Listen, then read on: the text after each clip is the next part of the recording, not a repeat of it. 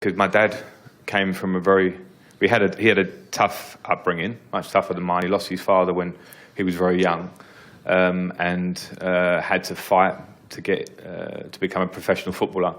And he kind of carried that demeanour, very old school, very, very strong. Would tell you, I remember driving home from Sunday morning games, and I've said this before, but he would be sort of like shouting at me in the car. Looking back, I was like, I don't understand how you can be shouting at me when I was like 12, 13 years of age.